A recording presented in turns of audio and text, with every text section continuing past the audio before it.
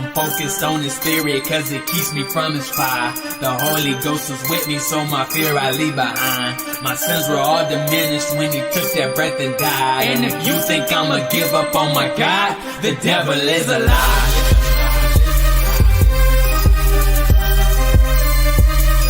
The devil is a lie.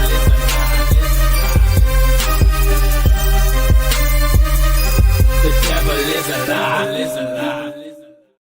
Hello, welcome to Black Teen News. I'm your host, Christina Barr, and today we're going to be talking about some commentary surrounding Erika Kirk that I just find really distasteful and upsetting, and I need to rant about it. I also want to talk about a terror plot that was foiled in Dearborn, and it was interesting because there's a lot of reports that were trying to shed doubt on it as if it was some kind of prank, and the official complaints come out, and I started going through it, and it definitely seems like they have actual evidence of a terror plot that was foiled, and the people who were involved were talking about joining ISIS and things like that. So there's a couple of headlines that I think I'm going to show you guys, just from how the media was trying to kind of shed doubt on it. I for what reason I don't know, but we'll talk about that. Also, there's a lot of beef online. Ben Shapiro, I don't know if it was today or maybe last week, and he did an episode up and he called out Tucker, who interviewed Nick Fuentes, and people are like, oh, there's a coordinated attack on Tucker. And I just find it interesting that there's a lot of people who are, trying to uplift Tucker and complain about other people who are attacking him or attacking Candace Owens and people like that. When Tucker attacked Ben a few years ago, like after October 7th, and made some accusations about him and never had been on a show for them to sit down and kind of clarify and talk about their differences. So it seems like there's been an op really for a while when it comes to tearing down certain people on the right. And Tucker has a lot of wild content, has for a minute, and including in his newsletter. Some people have gotten a hold of his newsletter. So I've got some opinions, even beyond like some of his foreign policy stuff. Some other ways that he's decided to engage with his content and his audience has been disturbing to me. And I will share those thoughts, and that those are a lot of thoughts to fill in an hour, and we probably will go over. I don't know. We'll see. But before we jump into everything, I want to encourage you guys to go to blackteennews.com, check out different content on my website, articles, videos, etc. If you like what I do here, please consider leaving a donation on the website, because it does cost to stream and run my website, all that good stuff. So you guys can support it. Very much appreciate it. If you're watching on Facebook, you guys can send stars. If you're watching on YouTube, you guys can do super chats. But the best way is to actually just go to blackteennews.com and to support that way. You guys can also check out different merch that's available, like the I'm Not the Victim you're looking for. Also got this goat hoodie that's pretty cool, and this t-shirt as well. Also have mugs, and I like the pumpkin spice season mug we got there. So you guys can check out the different merch that we have at the store. Speaking of different things to purchase, my book Bigger is still available. There's a link in the description if you're watching on Facebook or YouTube that will take you to where you can purchase this book. So I encourage you guys to do that. I actually I'm in my sister's art studio again. I'm just in at a different location. I was in her office, and now I'm in the midst of the studio. But we had a interview today on the Steve Gruber show.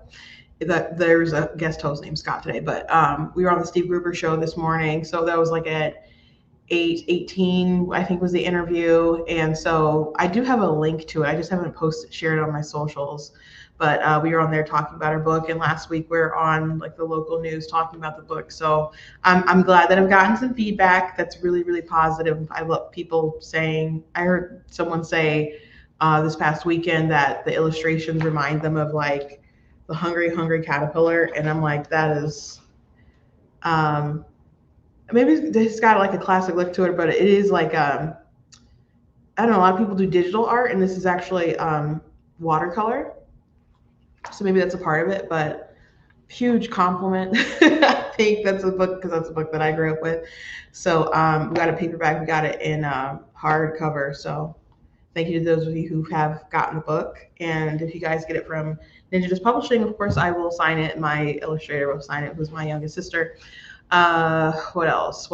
This week is going to be a short week. I've got some events and stuff I have to get to this on Thursday and Friday. So I'll just be streaming for today, tomorrow, and Wednesday. And I've got some exciting things coming up that I've been hush hush about, but you guys will find out soon enough what's been going on. And just be on standby. And last thing I want to say before we get to the news is that I did move the painting event. It was supposed to be this past weekend, but it was just kind of too much stuff going on. So my sister, who's the illustrator, she's going to do an in-person painting thing. She's gonna a painting class. It'll be like kind of going on Zoom and stuff. I'll send like a link to the participants, and she'll teach us how to paint a painting. And then there's going to be one that's online, and there's going to be one in person. So the in-person one is for anybody who wants to travel, I guess. But if you're from Michigan, that'll probably be we're in Michigan, so I guess it's mostly for Michigan people. But I don't care if you travel from Ohio or somewhere. But there's a link also in the description that'll take you to her website where you can purchase tickets for that. And so I just encourage you guys to do that, because I think the date is the 21st and the 22nd. I think that it's the Sunday and it's a Saturday and a Sunday. The 22nd and the 23rd actually. So if you're interested in that, I encourage you guys to buy the tickets for that. You guys, if you're doing the online one, she can send you all the paint and supplies that you need, or you can go ahead and get it yourself. You can decide what you're going to do. But if you want her to send you stuff, I recommend that you buy the tickets sooner rather than later, because she has to send you the stuff, so it has to go in the mail. So it'll be really cool, really awesome. And I've enjoyed her painting class, and she is actually a good teacher. So let's get to the actual news. So first things first, I want to talk about Erika Kirk. And I've watched people say so many terrible things about Charlie and about Erika and about people around them ever since what happened to Charlie Kirk. And the way that people have acted has been just astronomically disgusting and evil.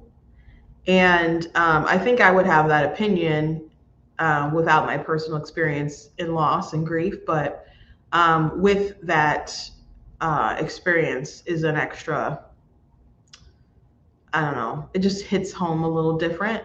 So I think some of the things that have been said and some of the conspiracies that have been pushed and some of the commentary and even some of the jokes and stuff have been just evil. I'm not saying people can't make jokes and stuff, and I just think there's a time and a place for certain things, especially if you go around claiming yourself to be like a believer. The first thing I want to show you guys before I get heavy into my rants is that I want to show you two different TikToks. One thing I want to say, there's commentary right now about Erika Kirk and JD Vance wanting to have an affair, or they are having an affair, because they were together at a Turning Point event, and she hugged him like she hugs women and men, like other people, like a mom hug, and then people took another angle of her like holding, it looks like she's holding him, or they're kind of like hand is kind of low. If you look from another angle, that's not like how the hand placement is.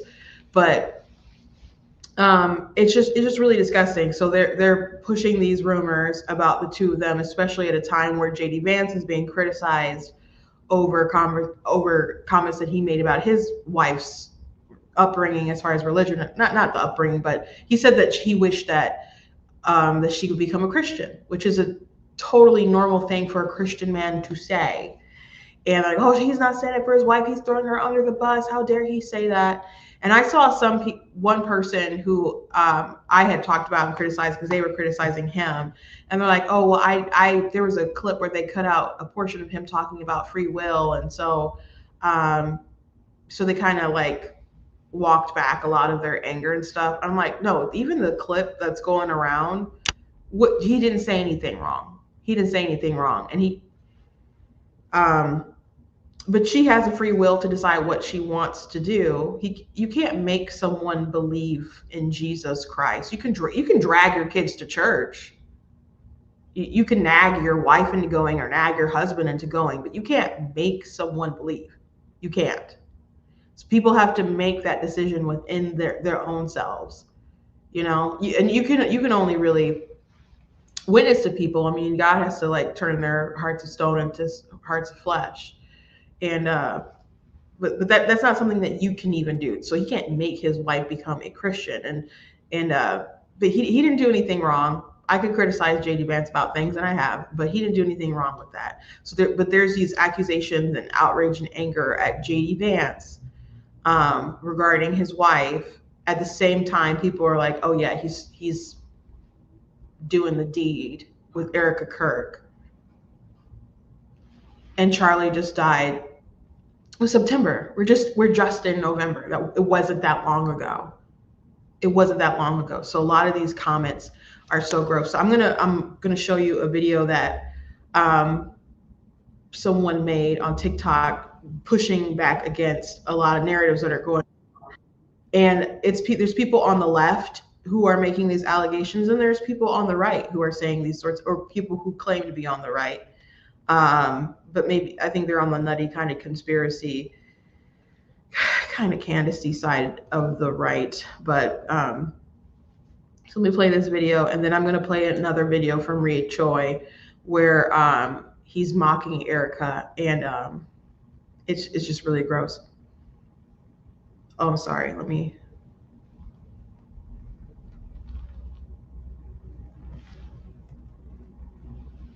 Hold on.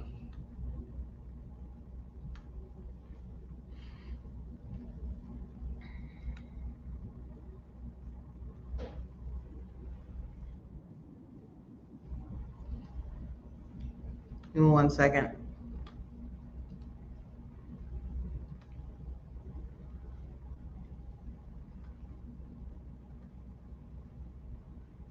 Go. This meme that was going around talking about how when we look at a story from one angle, we don't get the full picture of what's actually going on. Here you see a picture that supports a preconceived narrative that someone may have wanted to believe was true when they were looking at it. And then here you see from the other angle of the story, it's actually not based on anything that really happened, but it doesn't matter because the one on the left is actually way more convenient. The beautiful thing about the gospel of Jesus Christ and forgiveness through repentance is that you no longer have to act as your own crisis PR agency, cleaning up the mess of the very lies that you believed and are still living in. Admitting that we might have been wrong about our own self-perceived goodness is how we find freedom in Christ, and that's why the devil doesn't want us doing that. So, lovely little video correcting misinformation, giving you a little Bible lesson, saying it's okay to be wrong. You can go ahead and repent, go to the Father, take care of that. Nice little video there. Appreciated it. I not retweeted it. I reposted it on TikTok, and it doesn't have enough views. Only it's like 6,000 views. But now let me show you this other video that I came across. I already did a TikTok responding to it, but I didn't show the whole video because I was responding to it. So I just had a little snippet.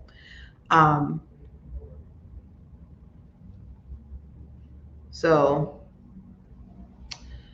Reed Choi is a very popular TikToker. He has a lot of followers. And he's been on TikTok for years. My sister said that originally he was doing thirst traps and other things like that. And eventually he got to,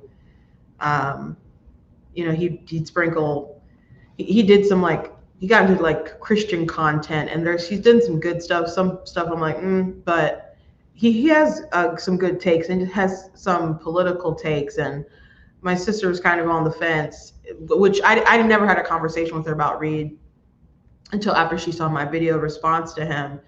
And so she said she didn't know if he was a grifter, I guess, because she didn't know if some of the videos that he made was sincere. But this one is a huge miss for me. But here we go.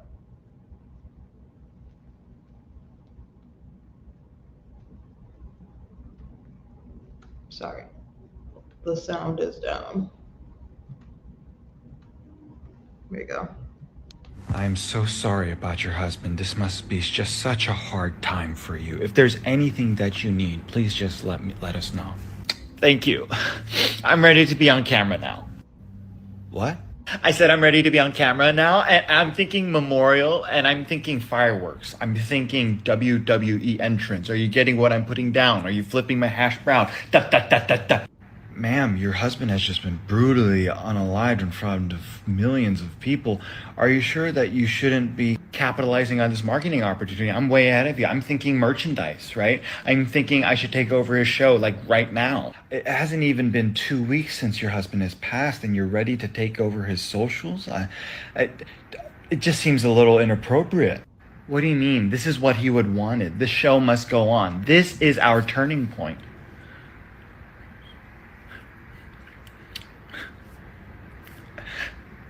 This is why I get paid the big bucks. It just seems like you got over it suspiciously fast. Like you don't seem overly distraught over the losing of such an important loved one, the father of your children. So that's it. When I first started watching the video, I'm like, well, maybe he's going to be mocking the people who have been saying such things, but that wasn't the case. And there's a lot of people really disappointed with that. I was disappointed with that take. And in the comments, there's a ton of comments like, that's because Candace Owens was right. Candace Owens is right, because Candace Owens has been saying different things about Turning Point, the organization, and spreading different conspiracies. And so there are people who believe that Charlie was killed and then replaced by people who would be more compliant and things like that. So, yeah, folks are saying that, there's something off about her, and all kinds of things that are just really, really disgusting, I think. So no one knows what it's like to be Erika Kirk in her shoes. Nobody. We can sympathize with certain aspects of what she's going through. Like there were widows in the comments who were saying like, when I lost my husband, I was just like laid up in the bed and I couldn't move. So they find her behavior suspicious. People grieve in different ways. They grieve in different ways. When my mom passed, the day that she had died, my sister Katrina, the sister right above me, she made herself sick. She cried herself sick. And she had to like keep saying in her mind, like our mom would be the one to say, stop that crying. You're going to make yourself sick. You're going to make yourself sick. That's what my mom would have said. So she had to keep like telling herself that, but she literally made herself sick. Everybody was crying and upset, of course.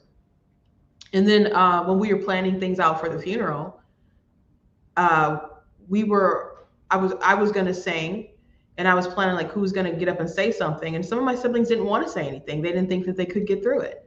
And so someone who had helped us like with the church, organizing stuff with the church that we ended up having the funeral at, they shared a story about how they wanted to sing a song at their father's funeral and they didn't end up doing it. And because I had told her that I was going to sing a song at my mom's funeral. And so I shared her story with my siblings, and I'm like, so I know you guys don't really want to say anything, but I think that you would regret it if you didn't. So all of my siblings ended up saying something, and Katrina, her speech that she gave, she thought the only way that she could get through it was to be a little silly, to be a little goofy. So she told like funny stories, and she was a little, a little dingy, I guess you could say. She was telling those stories. And for her, like, because we timed it out, everybody got like 2 minutes or something like that. So if, I don't know, you might think that's weird, how she needed to get through it, how she needed to respond. There are lots of things that people probably thought was weird. Like, you know how people come in and out your house bringing all kinds of food. There are people who brought stuff and came over sometime, But most of us, like my dad liked, people coming over and stuff, but most of us were like, we don't really like it that much. Like, if you want to see us, come to church and worship with us. This is what my mom liked to do. Come see us on Friday. We'll be singing Trust in God, which might also be strange to people. But it's like, yeah, come see us at the church. You don't have to keep coming to the house.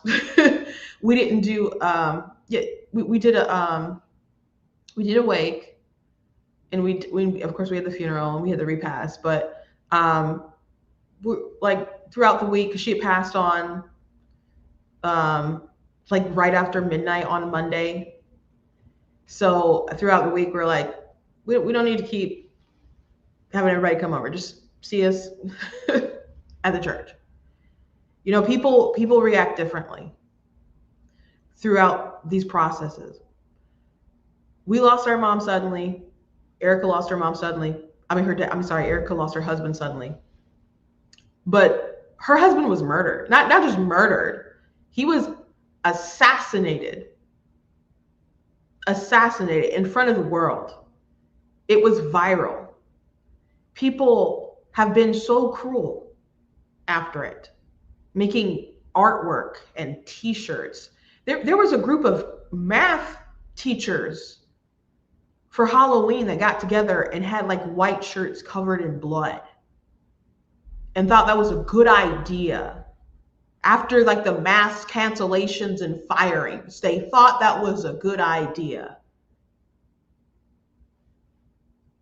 People posting posters on college campuses of artwork of Charlie's neck blown out. You don't know what it's like to be Erika Kirk. You can sympathize with different things going on, sure. But her husband was murdered for the things that he said. This man who wanted to engage in civil dialogue was killed by a man dating a trans woman, of a trans identifying male. And they have evidence, they have him on camera, they have DNA, they have Discord chats, text messages. His family turned him in. Clear like political motivation. And there's people trying to convince you, who are supposed to be on the right, that that's not what happened, that someone else is behind it, that the Jews are behind it, or there's Egyptian airplanes and all kinds of crazy stuff going on, or that he was replaced. So what? Erika Kirk and other people could sit there instead and just take orders? That his friends like Josh Hammer were in on it? Crazy conspiracies, and a lot of these conspiracies are being pushed by Candace Owens. I don't think it's a shock that I'm frank in saying her name. She's not the only one, but she's pushed a lot of this stuff. And there's a real investigation going on. There's going to be a real murder trial going on with all these conspiracies floating out there. And Candace saying like, oh, there's a gag order and I'm going to speak because they can't speak. Well, you're not a part of it, so you wouldn't be part of the gag order. But there's a real trial going on. You don't want to screw up the trial. And there's certain things they can't speak about, or certain ways they can't speak about it. So you get to say whatever you want on your platform to millions of people. Do you want Tyler to get off? Like, a lot of interesting things going on. You don't know what it's like to be Erika Kirk. You don't. Again, we can sympathize, relate to losing close people in our lives. And unfortunately, other people can relate to losing people violently and suddenly like she did. But the height, the profile of it all, no. And people like, oh, they took over the socials. It hasn't even been 2 weeks. No, they're doing the show. Well, she did a pretty quick address after it happened to say that her husband's work will continue on. They tried to silence him. And there are people on the left who want to scare and silence people on the right. Like Destiny was like, oh, people on the right, they need to be afraid. If they don't want what happened to Charlie Kirk, then they shouldn't vote for Donald Trump. There are people trying to silence us. And people would celebrate if we were killed in a similar way. But we can't be afraid to stand up and say what's right. So she can't show the world that she's afraid and that her husband's organization, his life's work, is going to die. She can't do that. She can't afford, like, we could all understand if she just decided to sit in her bed and cry. We can understand that. But she still has family that she needs to be strong for, little children. So even in normal circumstances, you can't tend to do that. But she has an organization that, yes, her husband wanted her to lead. So yes, they did name her as the CEO. She did address the nation. And they are going on with their college campus tours to prove to people that we will not be silenced. That Charlie Kirk, just because you killed him, doesn't mean that these values and the things that he believed in, that they're just going to go quietly into the night. And there have been other people who have decided to go and do college tours, like Cam Higby and other people, just to say we're here and we're not stopping. I saw abolitionists rising. I'm, concerned after what happened to Charlie Kirk, and he did a video talking about how, like, hey, does anybody know where I can get like body armor for the peace of mind of my wife? A lot of people were thinking thoughts like, man, this is really concerning. And people were calling me so concerned about me and how I was taking it, because they know I do the same kind of stuff. Not to, obviously, to the degree that Charlie Kirk has done, but it's in the same sphere of saying stuff that people don't like.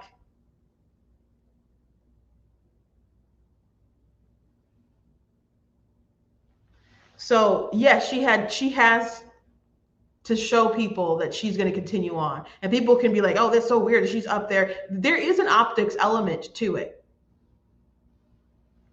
And the optics element is she has to show that she's still going to move forward, and you can't just kill these ideas. Just because you slayed his body doesn't mean that the ideas are going to go away. So who else would take over his socials? That's so weird to me to complain about this stuff. And the WWE, like, type of fireworks and stuff. Turning Point USA, I've never been to one of their events. I've never been to one. But this has already been discussed. Like, they do that kind of stuff at their events. I've seen videos of like the fireworks and stuff going up. Charlie liked a lot of that stuff. So at the memorial, yeah, they had fireworks because Charlie liked it. And I already talked about this in a TikTok, but the only, like, and my family worked very well, at least my immediate family with my siblings. There were some people outside that tried to make things about them. That was very annoying. But my immediate siblings and stuff, we worked very well together as far as getting everything together for my mom's funeral. There was only one kind of blow up that we had. And there was a discussion about how we were going to display my mother's shoes, because the only thing my mom would say really about her funeral was that she wanted a full body casket so people could see her shoes. She had an enormous shoe collection, and she had shoes older than I don't know if older than me, but she had some really old shoes. Like, she just kept them really well conditioned. And, she would have so many shoes to match her outfits and so on. She had a lot of purses and stuff too, but she loved her shoes. And so we wanted to display them, we'll honor like the full body thing, but the price difference in that kind of casket versus like where it's like half is just astronomical. And my mom didn't have anything set aside for herself. Really, she had a very small amount, like enough to, in her words, enough to bury her. She had a decent policy on my dad, but my mom, her mom lived to 102, and her grandmother lived to 100. So we just, or maybe it was 101, but we just expected to have more time with her. It was a total shock that she passed.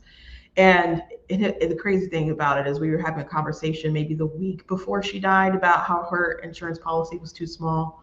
But a lot of people like helped and donated and other things like that. So, and donated the church that we used and all kinds of stuff. So the Lord really provided, and I'm grateful for that. But we just couldn't do the casket, and so we thought maybe we would find a way to still like prop up like both pieces, you know, because there's the side that they're in, and then there's a side with the feet, and we're like, well, maybe we can figure out something. But when we actually like saw the casket, like the part that they keep closed, they don't really do anything with it, so it would have looked terrible. So we got into like a fiasco about it, because they're like, well, mom wanted her shoes to be shown and stuff. And eventually I was just like, well, why don't we just display her shoes? We'll just have them at the funeral. We'll have like a table and we'll show some of her shoes, and at the repast, where people, you know, come to eat and stuff, we'll just show her shoes. We'll have a display of her shoes. And people loved it. And like, they liked looking at her shoes. And in hindsight, it wouldn't have worked out because her feet kind of swollen and stuff afterwards. So you need to bump. So her shoes wouldn't have got on her feet anyway. But everything worked out. But I'm telling this to say that my mom passed away. She wouldn't have cared in that moment whether we actually went through with it and showed her shoes. Her shoes were important to her while she was alive, but that's not important to her now. But because it was important to her, it was important to us. It was important to us. So Charlie's gone. He doesn't care about the fireworks or whatever, but they know that Charlie liked that stuff. So they wanted things to be as he would have liked them.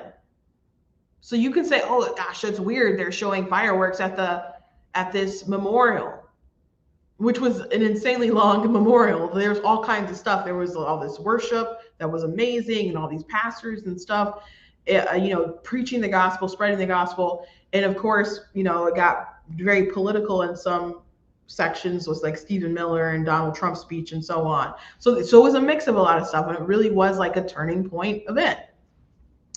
A wonderful, you know, moving event in a lot of different places, but very much a turning point event that they impressively pulled together so quickly. So to mock her for the fireworks stuff and all, it's just really disgusting. It's really disgusting. And if, I don't know, again, people from Turning Point have addressed some of these things, like the firework thing. And if maybe he cared enough for these people, cared enough for her or the organization or Charlie, maybe he would have looked up. And you could say, well, this is satire. You can make jokes. You can make jokes about whatever you want. That's fine. You have that right. Well, I won't say it's fine, but you have that right to do that. But that doesn't mean that it's not in poor taste. And this man does a bunch of Christian, he does like political, you know, skits or whatever, but he'll do Christian ones. And he was on Lila Rose's podcast, you know, talking about his faith and other stuff like that. So if you're going to parade around like a Christian and stuff, there's some things I think just a particular way that you should try to carry yourself, and this just was not it. This was sometimes there's a thing or two that in my mind I'm like, I would really like to do this on TikTok, and I'm like, that's too far, it's too gossipy, you can't do that because you're Christian. Like, don't do that. You have to edit certain things in your mind, in your heart, and this just was not it.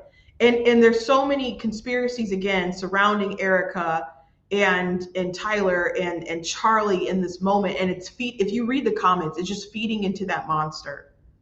It's feeding into that monster. And it's also really gross that people are just observing her, deciding that her behavior is weird. And because they think that her behavior is weird, they're like, okay, well, there's something else going on there.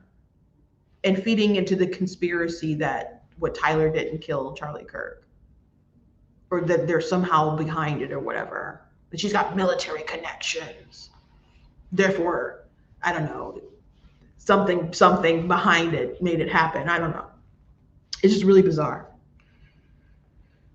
Someone said, such a beautiful story about the shoes. Thank you. I wish I had I'm sure we took pictures of it or whatever. Maybe I'll post it later. But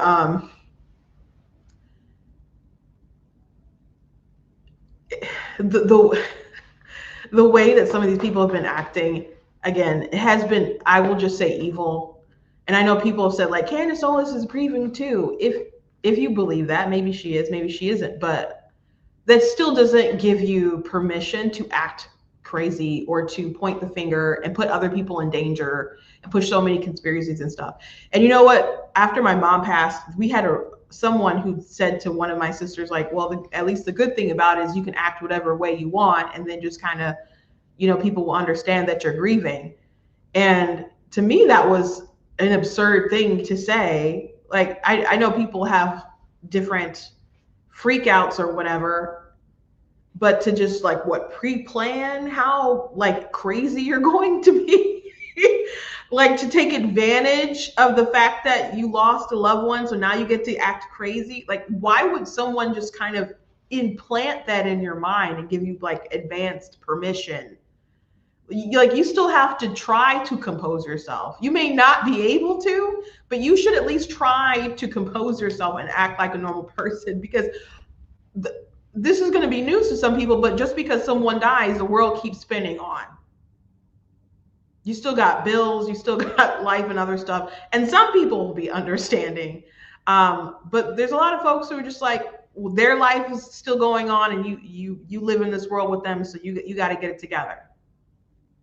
You got to get it together.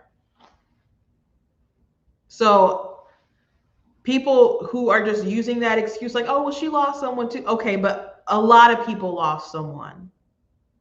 And she's been attacking people who have also lost someone. And her fans are attacking people who also lost someone who was much closer than she was. And I understand that they were very close. I don't get the sense that they remained super close. Though Charlie didn't really, from my understanding, I think his pastor mentioned how he wouldn't really tolerate like people kind of attacking her. He was still like publicly a good friend to her, even though they viewed things differently.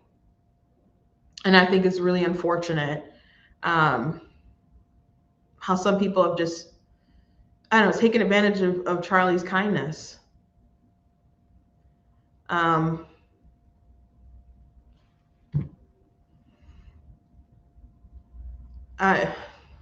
It really bothers me. It really bothers me how some people have behaved. And I think she's shown tremendous strength when she got up and she forgave Tyler. They asked her, does she want the death penalty? She's like, I'm gonna let the state decide that. Still going out there addressing the crew, Turning Point. They still have to run their company. They still have to. It is election season too. Like I said, the world keeps spinning, and she cannot afford. I mean, I guess maybe she could afford for a little while, but she doesn't want people to believe that she is rattled into not carrying on her husband's legacy.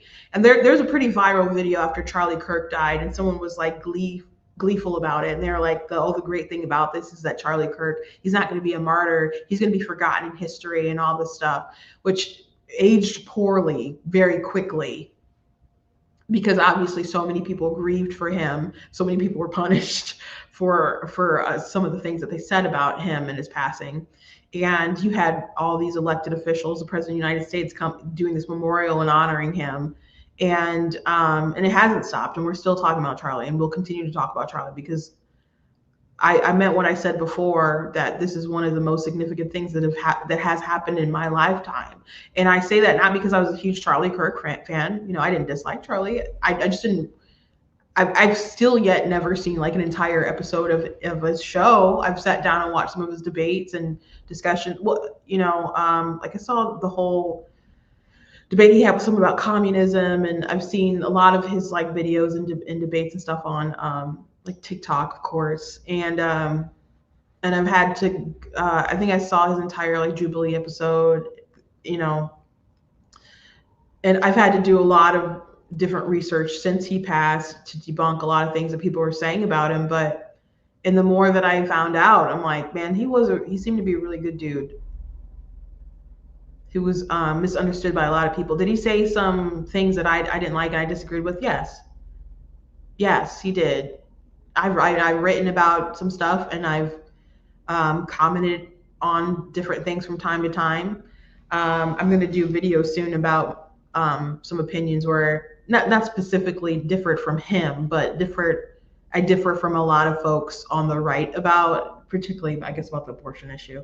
I'm very pro-life, but I think the criminalization thing, I wanted to lay my opinions out a little more thoroughly and showcase some differences that I have with like Ben Shapiro and Charlie and like Lila Rose and other folks like that. So I'll be making that soon. But I differed on Charlie about it. I thought his position on that was kind of a nonsensical, just to be frank. And I'm not gonna stop. Like, I'm not saying we can't ever like go back and talk about the ideas and criticize ideas and stuff. But when people die, like, you got to give, as John Fetterman said, you got to give people space to grieve. You got to give people space to grieve. And people don't want to do that for Erika Kirk. So I'll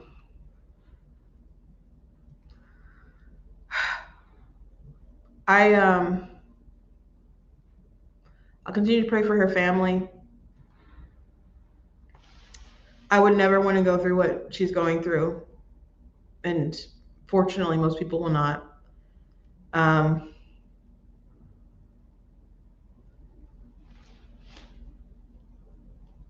anyway, let's move on. Someone said, so the way that Candace is grieving is okay, but the way Erika is grieving, but not the way Erika is grieving. Wow, people need to realize things that they say. Yeah, it's weird. Someone asked, am I on the Tucker or Loomer side when it pertains to Israel? I'm definitely not on the Tucker side, but I'm not on I think Laura Loomer is a little wacky, to be honest, but I've just seen some things. I don't follow her that deeply.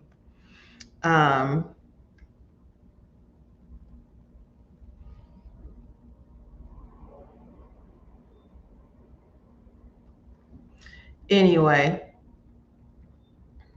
let's move on. So I want to we'll get to the Tucker stuff, and I want to talk about this plot in Dearborn, Michigan, and the media was trying to kind of cover it for a little bit as if,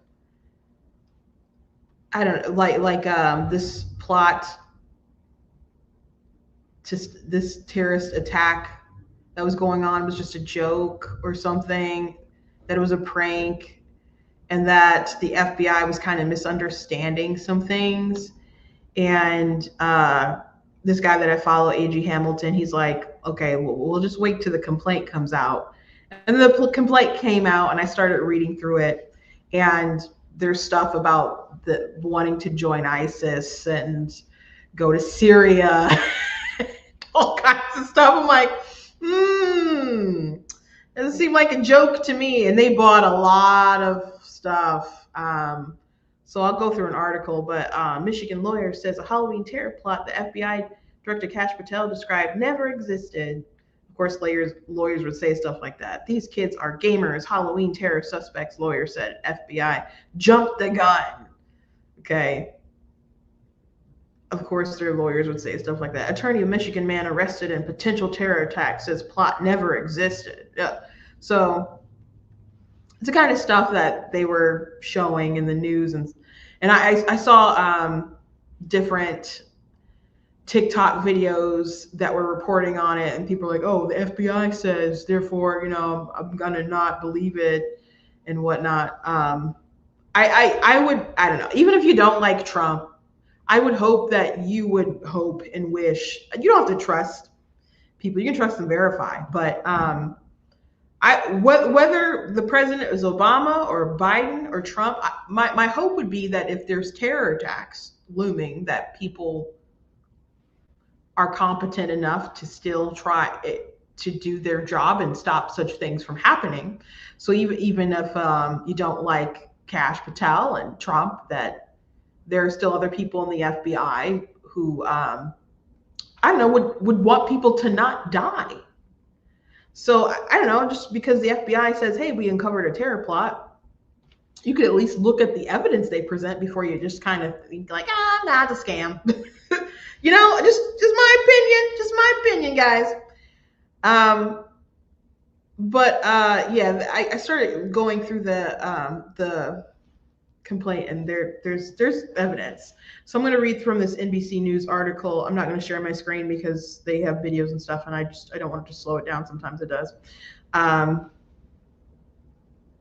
Two suspects facing federal charges Monday of planning a terror attack over Halloween weekend in Michigan after federal investigators say they found over 1,600 rounds of ammunition. They're just gamers, guys. Multiple firearms and tactical vests and raids on their homes and a storage unit, which people can.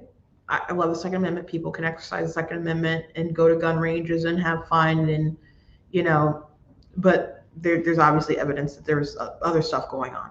FBI Director Kash Patel announced in a post on X last week that 5 people had been arrested, but only 2 were charged in a 73-page criminal complaint filed in the U.S. District Court for Eastern District of Michigan. Muhammad Ali and Majed Muhammad are charged with receiving and transferring and attempting and conspiring to transfer firearms and ammunition, knowing and having reasonable cause to believe that the firearms and ammunition would be used to commit a federal crime of terrorism. They are expected to appear in court on Monday afternoon. According to the complaint, Ali and an unnamed juvenile were referenced in third-party communications from July to October of this year. The conversations stated that the brothers were planning to conduct an attack on behalf of the Islamic State terrorist group.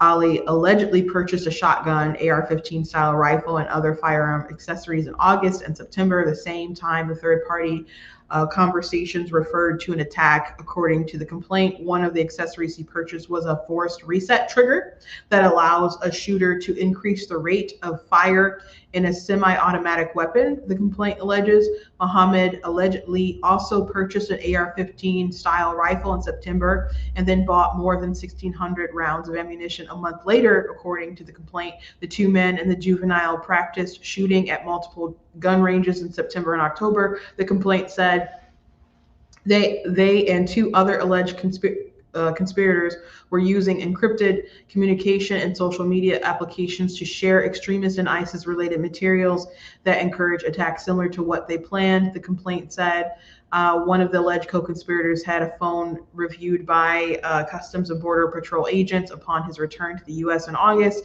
The complaint said the man had Google searches for ISIS, the Islamic State, and pictures of military-style clothing with weapons.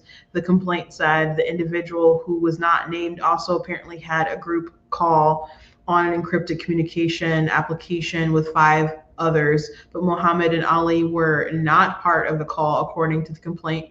But a confidential FBI informant was allegedly on the call. According to the complaint, a different co-conspirator discussed traveling to Syria to join ISIS and had tried to convince Afhari and Bukhari to join them. Investigators believe those names were used to reference Ali and an unidentified juvenile. The second co-conspirator allegedly told the group that Afhari and Bukhari were staying behind to do the same thing as France, which investigators believe to be a reference to the 2015 ISIS terror attack in Paris, according to the complaint. In one of the group calls made by the co-conspirators, one of the men allegedly said that they believed an attack would probably be at like a club or disco. The complaint said Ali, Muhammad, and the minor allegedly made trips in September to Ferndale, Michigan, an area that investigators said is known for its clubs, bars, and restaurants. The agent who wrote the complaint said that he believed that the group, all of whom are under the age of 21, could have been scouting locations to carry out their alleged attack plan. The week before Halloween, the juvenile allegedly told Ali that he had spoken to his brothers and that they were going to do a pumpkin According to the complaint, the 2 days before Halloween, the complaint alleges the juvenile called a man who was known for radical Islamic views and his vocal support of Islamic extremist ideology consistent with that of ISIS. On the October 29th call, he allegedly said he was indecisive over his intention to do a good deed. The two shared prayers, and then the man told him that he should not wait and to do the good deed. Now, according to the complaint, the unidentified juvenile allegedly spoke to Ali on the same day to describe the call and relay the advice. There is something good to do it right away, the complaint said. Ali then allegedly indicated he would call Muhammad. Federal agents recovered AR-15 style rifles, 2 shotguns, 4 handguns, and ammunition, in addition to tactical vests, GoPro cameras at Ali and Muhammad's residence. According to the complaint, agents also seized 2 tactical backpacks, chest rig vests, and 24 empty magazines at a storage unit allegedly rented by Ali. Amir Makhled, who represents Ali, described his client as a 20-year-old U.S. citizen with a lawful interest in recreational firearms. There is no evidence whatsoever of a planned terror or mass casualty plot, Makhled said Saturday in a statement. So it seems like they got some evidence that there was some planning of some kind of attack. So but lawyers got a lawyer. I mean, everybody deserves representation. I don't know why the media felt the need to push out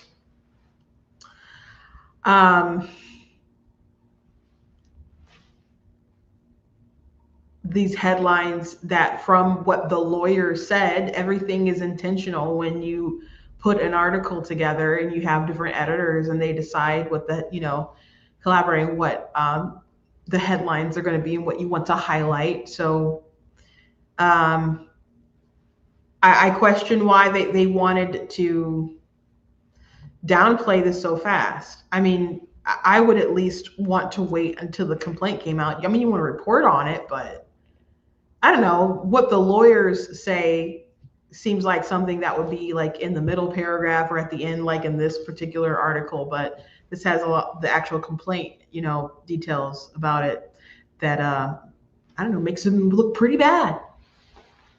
So in Michigan, we do have a lot of Muslims in the state, in Hamtramck and Dearborn. And Dearborn has been a part of the national conversation for a minute, especially because there's been calls to prayer that have been, I guess, disrupting the neighborhood. So there's been debates and stuff about that. But after October the 7th, there were some meetings in Dearborn where people were like, well, we're not saying that, it's justified, but, when you live and get treated such a way, that's the way that you retaliate, like things kind of that nature. So,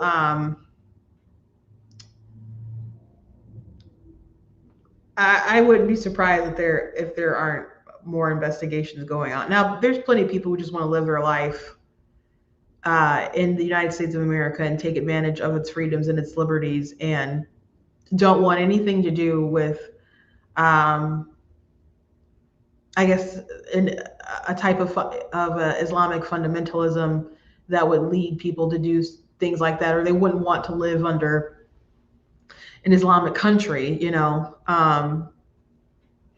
but there are some bad actors for sure. So kudos to the FBI, Godspeed on that investigation, shame to the media.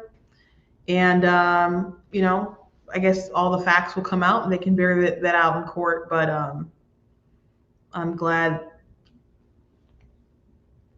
they foiled that, and hopefully other people who might be planning other things, or let's say even joking about such things, will think differently if the FBI is on the case.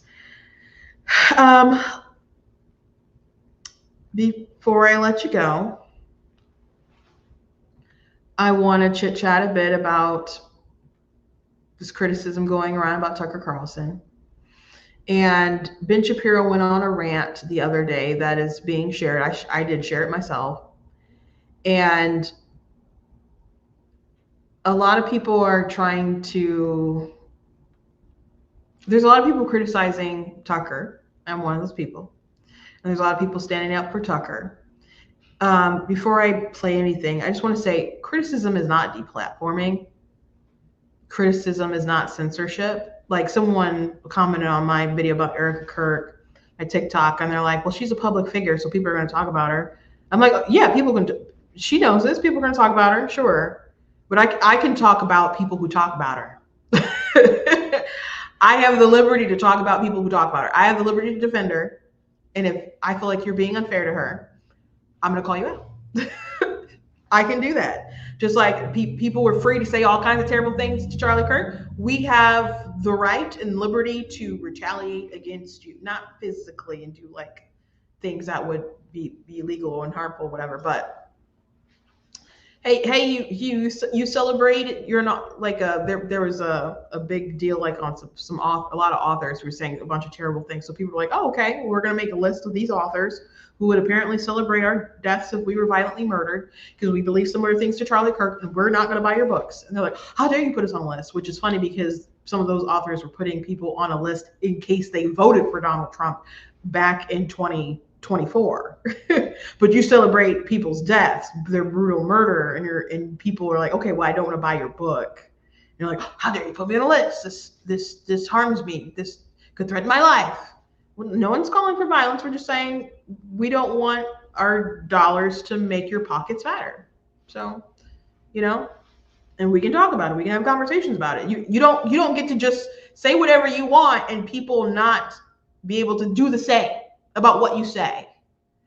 So there have been some people on the right when they are criticized, and I hate to have to talk about the right because the left obviously will have a different kinds of narratives, but there's people on the right we have to talk about. Like when Benny Johnson interviewed Andrew Tate, I talked about that a lot. I was so upset by it because Andrew Tate, he's a pimp. He has all these allegations of sexual abuse and violence and stuff, but we know that he was a pimp.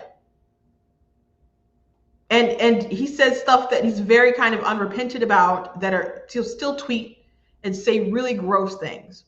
So Benny Johnson had him on the show when at the same time he had Trump's lawyer, Alina Hababa, I think Alina's her first name, but and they were commentating on how people were attacking Trump and they were trying to relate it to Andrew Tate. And I'm like, okay, well, people are attacking Trump over things that I don't think that he really did. And it looks like Andrew Tate did some incredibly bad things. They still have to bear that out in court. They shouldn't be comparing these guys, conflating these guys. And Trump's lawyer was like, oh, I'm such a big fan of Andrew. I'm like, why are you a fan?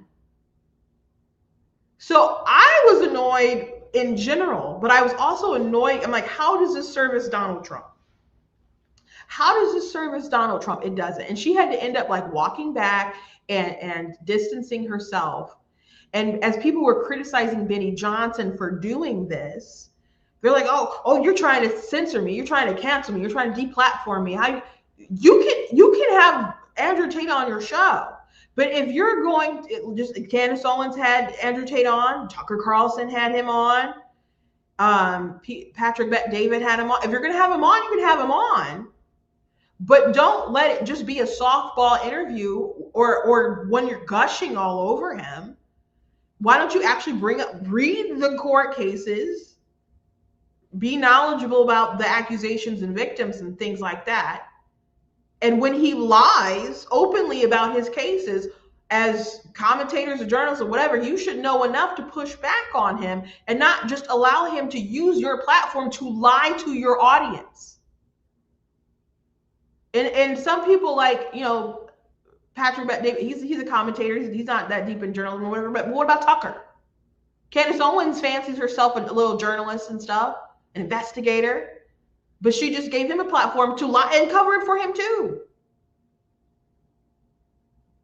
So people aren't saying you can't do X, Y, and Z, but we're criticizing how you're doing it. And just because we have criticism doesn't mean we're saying that you should lose everything, that you shouldn't have your YouTube show or Rumble or wherever you stream. You're still free to have that stuff, but we're going to talk about how you do it. We're going to look at you sideways. And there's some instances, some organizations, I don't think they should platform them. You know, I don't think Turning Point should have Tucker. I don't. I think the right needs to be more, needs to gatekeep more. I understand you win by building like political coalitions and stuff, but at the same time, you don't want to lose what you believe. You don't want to dilute that stuff. And Tucker has gone a pretty dark route with some of the stuff that he's been talking about and doing for a while. And I've gone into before. I don't have a ton of time to talk about it today.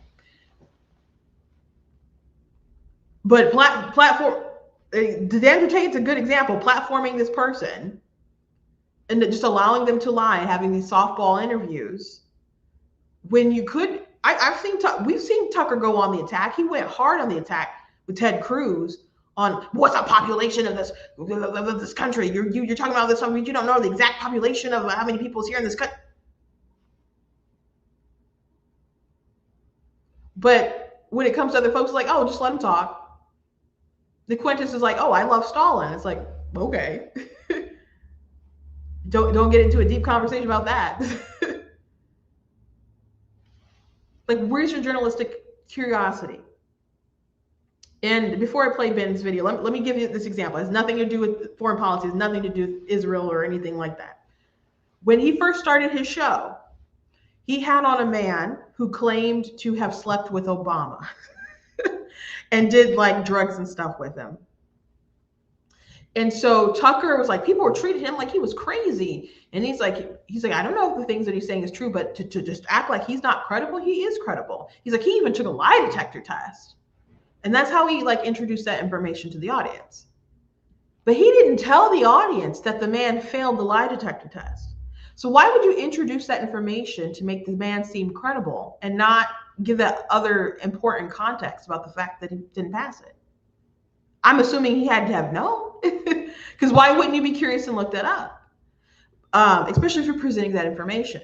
And then when you watch the interview, he doesn't really push back on anything that he says. He just is like, oh, that's interesting, and just gave him a platform to say these wild things. Now maybe he just really hated Obama and wanted more of those rumors and stuff up in the air. But Tucker, I don't know. It's like there is no truth.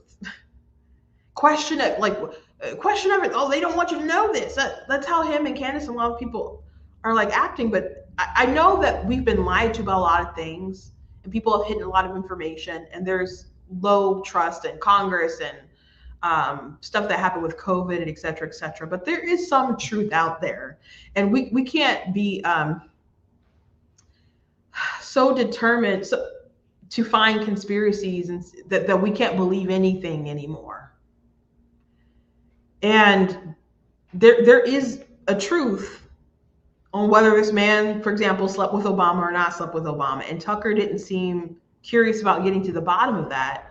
He seemed just curious, not even curious. He wanted to just throw out these accusations into the atmosphere and just like, well, it's important to just ask the questions. Okay, but you're asking the questions to get to what conclusion? We're going down this road, and it doesn't seem like getting to the bottom of it and finding the truth of the matter is your intention. And that is concerning. That is concerning. And I found another example of this the other day. I didn't know. I don't know how I missed this, because apparently it come out. But if you guys recall, he did an interview with Kanye West. And Milk Bar TV brought this up the other day. Let me just go ahead and play this too, because I didn't know how much he had edited this interview. Maybe I kind of heard of it, but just kind of, I don't know, delete it from my memory. But Kanye, he's like, Kanye, people are saying he's crazy. Just listen to him and judge for yourself. But they edit out certain things where he sounds like he's embracing like Black Israelite stuff. So what's the motivation of trying to prop up Kanye and then take out this other stuff and be like, well, he's not crazy, just listen to him. And then, but you take out all this other stuff where you want people to judge, but you don't want them to judge with the full scope of information. So you're obviously trying to manipulate people into certain conclusions. But it's West's latest incarnation as a kind of Christian evangelist that brought us to his office in Los Angeles today for the interview you're about to see.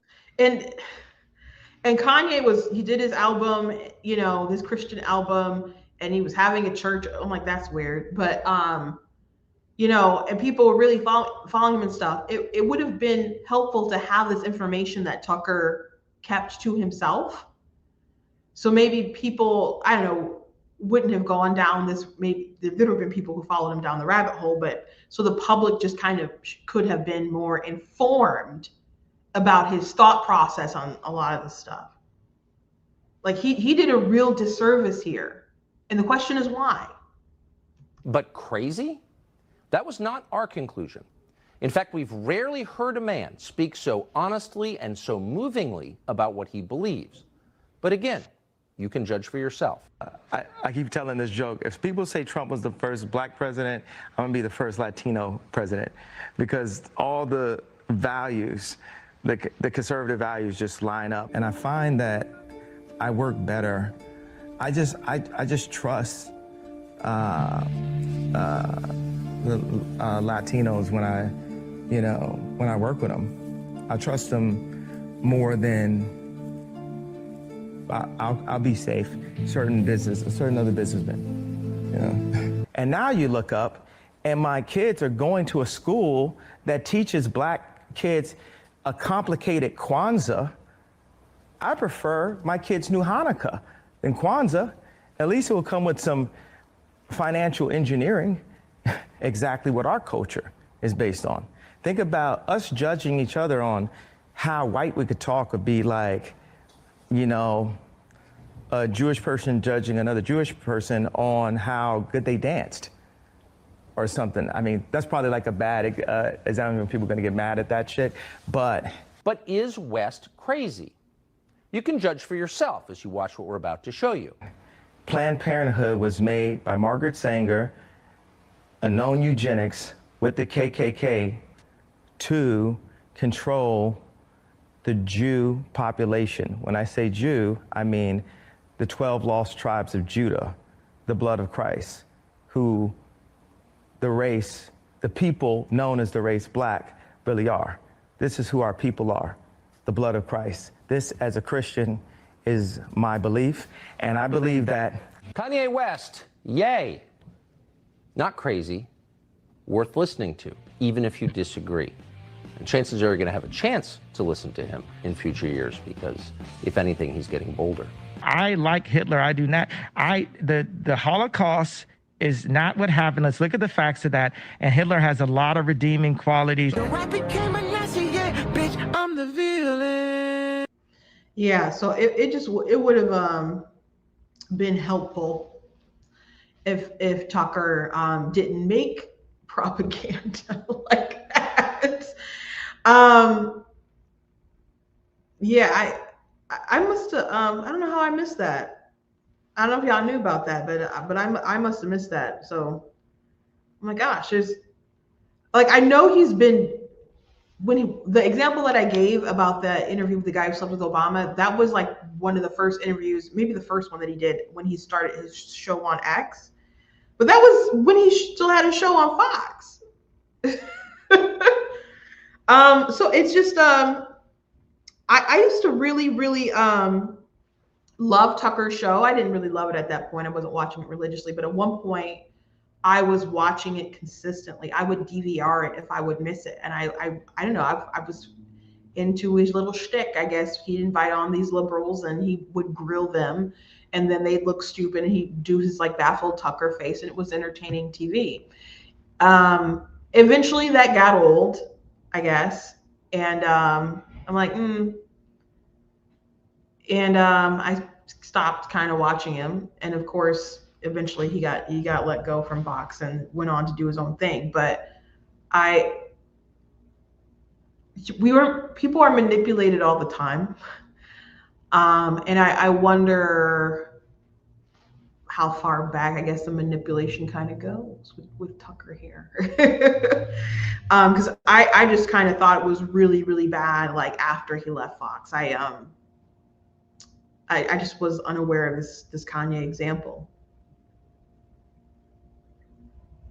And when he went on Alex Jones' show and said this, "I love Hitler," and wore the mask and stuff, that he was with Nick Fuentes, and then they went on Tim Pool's show together. And no, was it Nick and Milo? No, it was Milo. I'm sorry, he was there with Milo. I think Milo Yiannopoulos. It wasn't with Nick.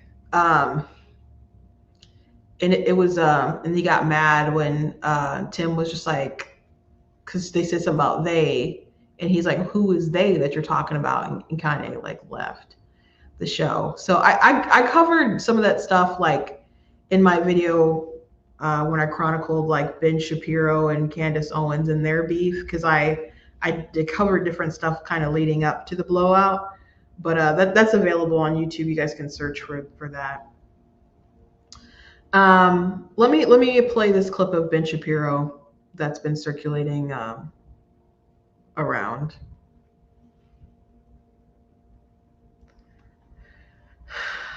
Let me play just a snippet.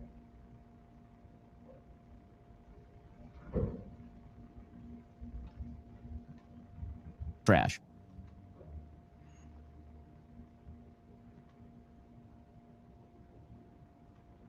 Trash. Americans are not pro-segregation, pro-rape, anti-woman, pro-child marriage, anti-black, anti-Jew, anti-Indian, anti-Latino, anti-Constitution, pro-Hitler nutjobs like Nick Fuentes. And Americans are not pro-Putin, pro-Iran, pro-China, pro-Venezuela, pro-Hamas, pro-Fuentes, pro-Tate idiots like Tucker Carlson. They hate this vile garbage. If Republicans decide to cower before the likes of neo-Nazis and their propagandizers, they deserve to lose. And they will lose. Neo-Nazis and their propagandizers are not Republicans. They are not America First. They are not MAGA. They sure as hell aren't conservative. These people aren't to my right. They are not attached in any way to the fundamental principles of conservatism. And these people have already declared themselves to be my enemies. I'd be a fool not to take them seriously. If they get their way, they will hollow out the Republican Party, lead it to electoral catastrophe, and empty it and the country of any semblance of decency in the process. My answer is no. No to the Groypers.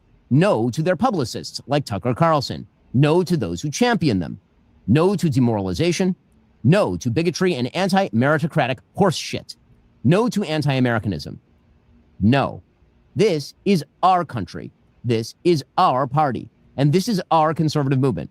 And I will not stand by while it is handed over to those who betray the most fundamental principles I have spent my entire life defending and advocating. That is a path to defeat and a path to moral oblivion. I reject it because if we lose the right, we will lose to the left. And either way, we'll lose the country. I'm Ben Shapiro. This is. So I don't know, the whole hour is like there's a snippet going around, but I think that's how he started off his show. But people are criticizing him for going after Tucker, saying whatever, but Tucker went after Ben after October the 7th.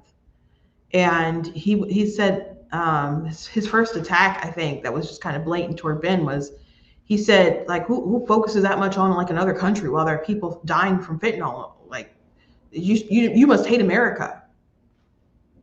That's what he was saying about Ben. So all these people who are lining up to defend Tucker and don't attack the people on your right, just focus on the left. Where were you defending Ben Shapiro against Tucker Carlson? Where were you? There's been this coordinated effort to take down Daily Wire, to take down really prominent conservatives, and people pushing back on Tucker, noticing some of the things that he's been doing lately. They're like, oh, this is a coordinated attack against Tucker. Or maybe a lot of people just really kind of notice what he was doing and have concerns about the way that he props up Russia and just loved Russian grocery stores and, just propped up Putin and other folks. The way that he dismisses complaints about Sharia law. I don't trust anyone who wants to, I guess, increase this gap between Christians and Jews, but want to make it seem like our concerns about radical Islam or just Islamic fundamentalism really aren't reason to be concerned. I don't trust people like that. There was something wild in a newsletter from Tucker, because Trump had some words about what's going on against the Christians in Nigeria. And he wants something to be done to save them. And I don't know, it's probably not gonna be boots on the ground, but he's looking into ways that he can help. And Nicki Minaj had actually thanked Trump.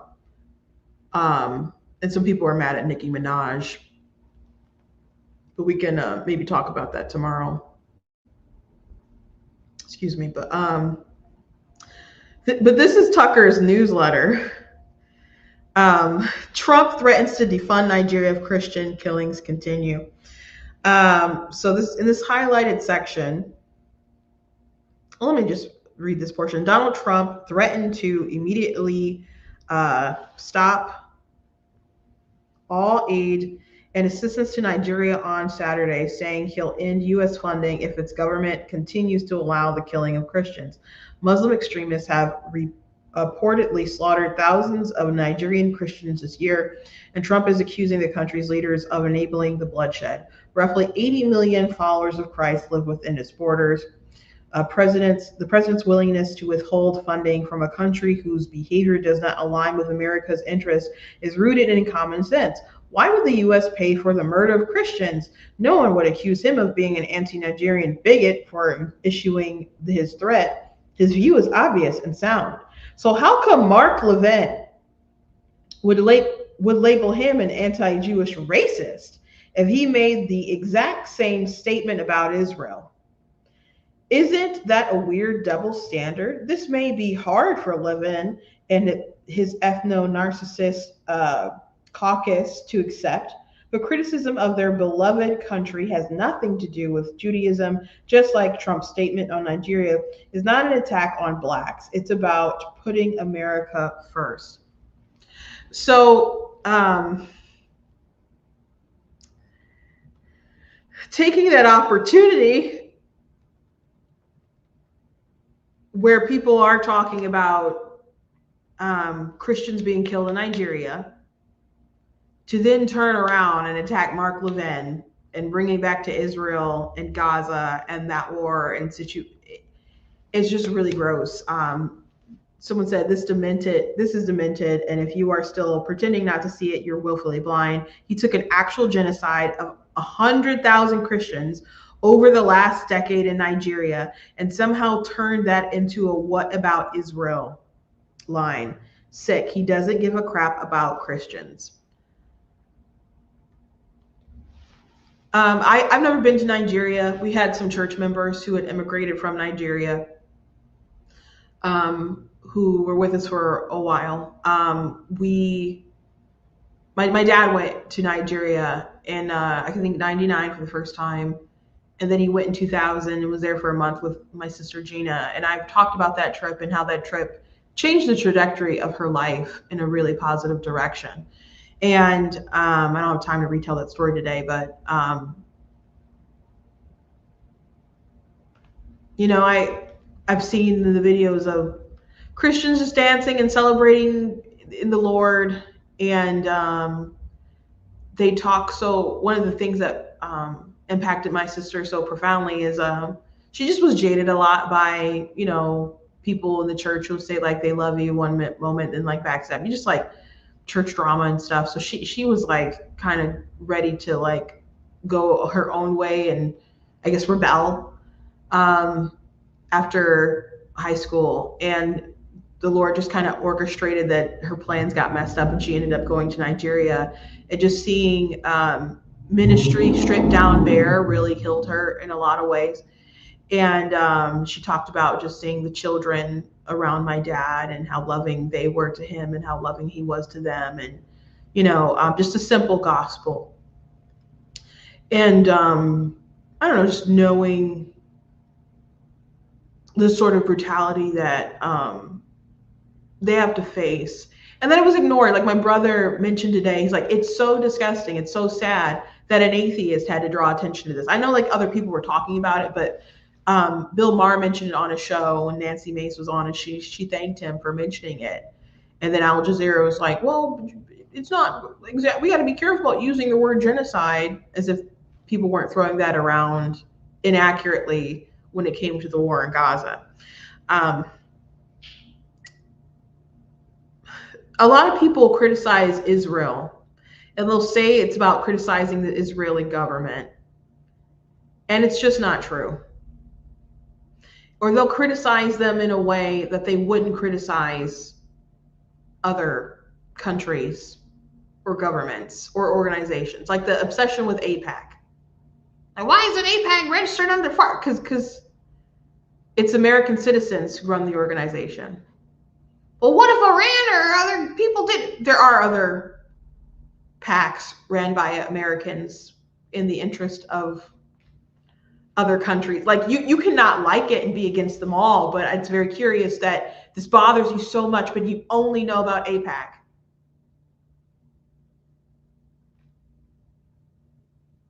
And that's where your obsession is. I don't like ethno states. Israel's the only ethno state you're not fond of? It's just strange, the sort of criticisms that some people have. If you have them across the board, that's one thing. But why is it so focused in so many the way that it is? Like it's not a consistent criticism that people have a lot of times. And for Tucker to write this, when he was, I believe when he said his interview with Nick Fuentes, I don't have enough time to dive into this today because we're already at like 5:30, but he said that the people he hated the most were Christian Zionists. I'm a Christian Zionist. Like I am a Christian and I am a Zionist. And I know people say Zionist with like seething hatred. If you're a Zionist, it just means that you believe Israel has a right to exist. Like you believe that they have a right to exist and have a country where it is. That's what it means. It doesn't mean you support Bibi. It doesn't mean that you support their government. It doesn't mean that you think that we should send them a bunch of funds, which they spend that money on American military, so they have to invest it back in us. So, it is subsidized, but it is not like, I don't know, they're using it to pay for transitioning illegal detainees or something like that. And you cannot like it. And there's people who are pro-Israel, who are Jewish, who want them to wean off of it just to kind of at least get rid of that talking point. And then when they have that kind of entanglement, they have to adhere a lot to what the United States wants when they have different military plans. And it's fine, I guess, when Trump is in office. Not so cool when Biden is at the helm, or Obama, who employed people who had nicknames of being called Hamas because they were so anti-Israel. So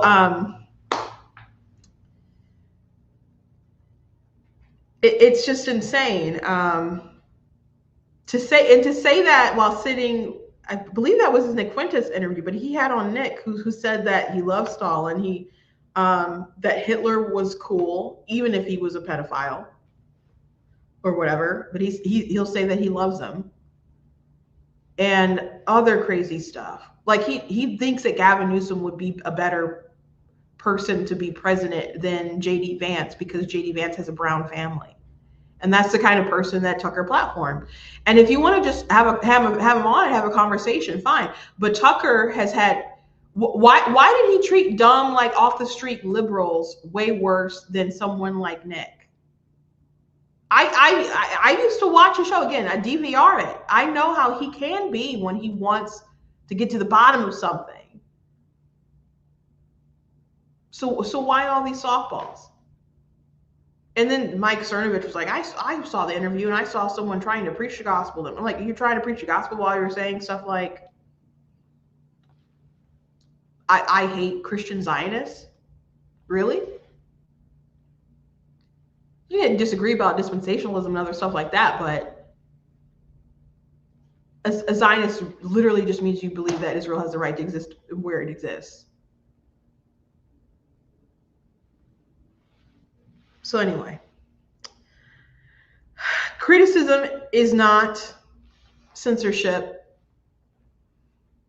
And if you're going to platform someone, challenge them. Like if Turning Point wants to have him on, sure, but let it be a debate. I didn't like that they had Cenk Uygur there. They're giving him the platform to speak and say whatever. You can have him there to debate. But that's their decision. They can do what they want. But just like donors could pull their money if they didn't want him platforming Tucker. And I said if I was a donor, I probably would pull my money too. And there are people. Tim Pool had made a comment that I thought was really dumb. Let me just point that out, and then I'll end it. He had said, here it is.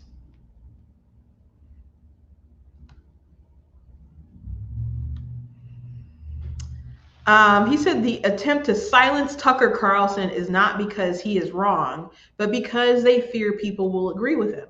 Tucker is wrong about a lot of things. He said some wild and very wrong stuff about the attack in Iran and stuff. He ought to have known better.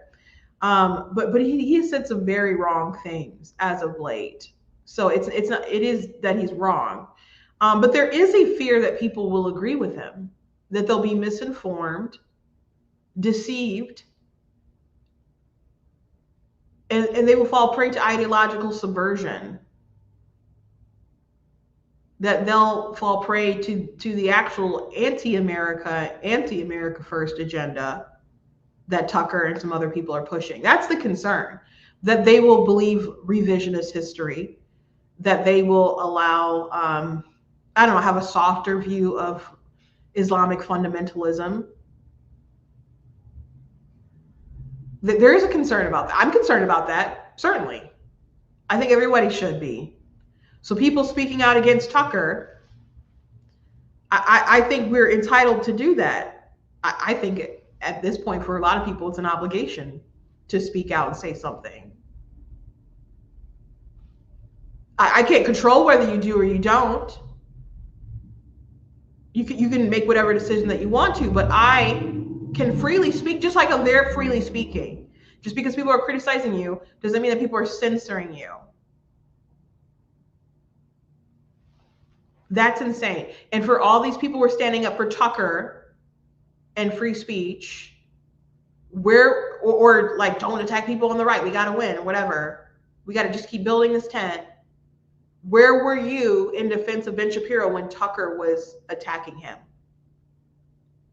For really, really dumb stuff. And Tucker will have on Nick Fuentes and revisionist history people as far as World War II and all sorts of different propagandists. But he won't have Ben on so they can hash out whatever disagreements that they have. When Ben has been reaching out saying, like, let's sit down and talk.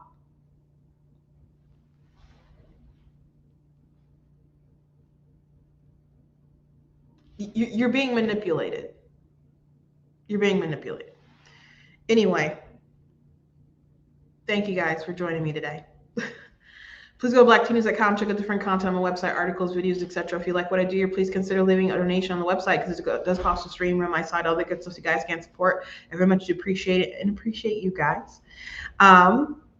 You guys can also check out different merch that's available on my website, different t-shirts and stuff. Like, you are not that special. I got that in a mug too. I got the Pro-Choice Men Are Sus shirt. The Constitution is a Glorious Liberty document. Frederick Douglass shirt. I really like that shirt too. I gotta find it. It's somewhere in my house. Also, you guys can check out my book, Bigger. And you get it in hardback. You guys can get a paperback as well. And if you would like it signed, you guys can get it on my website. You guys can also get it on Barnes & Noble, Books A Million, Amazon, and so on. You guys can also get it in ebook on Amazon. I haven't put it in other ebook forms in other places. I will, but you guys can read it in the ebook form if you like to do that with your kids. You know, kids are on tablets and stuff all the time, I guess. Yeah, it's available on ebook. I as far as I know, I have books that I read on Kindle, but if it's, I know some things I still would prefer like a physical thing, and I've done audiobooks or listened to audiobooks, but I would still, and I like to hear it, but some things, especially if it's educational, I would still like a physical thing that I can like highlight and take notes or something like that. So like there's different faith books I've gotten audio stuff. I'm like, I'm still gonna need to get a physical book. But that option is available and hardcover and paperback and stuff. And if you want it signed, but it's, you have to go through my website, but there's other avenues. Cause I don't have a ton in stock right now. I saw that there's some sales even as I was,